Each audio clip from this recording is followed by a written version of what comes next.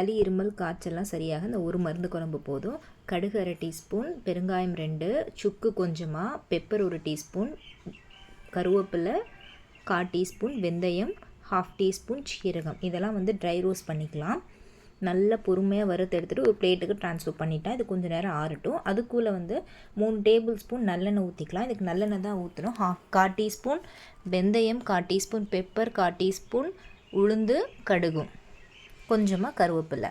வெங்காயம் சின்ன வெங்காயம் தான் டேஸ்ட்டு சூப்பராக இருக்கும். ஸோ சின்ன வெங்காயம் 20, பூண்டு பல் 20. இதெல்லாம் நல்லா எண்ணெயிலே நல்லா பொறுமையாக நல்லா வதங்க விடுங்க. சிம்லேயே வச்சு இந்த பவுட்ரு அரைச்சிக்கலாம். நல்லா கொரப்பாக அரைச்சிக்கலாம். ரொம்ப நைஸாக அரைக்கணும்னு அவசியம் இல்லை. இப்போ வெங்காயம் பூண்டெல்லாம் நல்லா வதங்கினதுக்கப்புறம் 3 தக்காளி எடுத்து அதை நல்லா பேஸ்ட் பண்ணி வச்சுருக்கேன். மஞ்சத்தூள் 1 டீஸ்பூன், சாம்பார் தூள் 1 டேபிள் ஸ்பூன், மிளகாத்தூள் 1 டீஸ்பூன் இதெல்லாம் போட்டு நல்லா மிக்ஸ் பண்ணிவிட்டு இந்த குழம்புக்கு தேவையான அளவு உப்பு போட்டு நல்லா மிக்ஸ் பண்ணிக்கலாம்.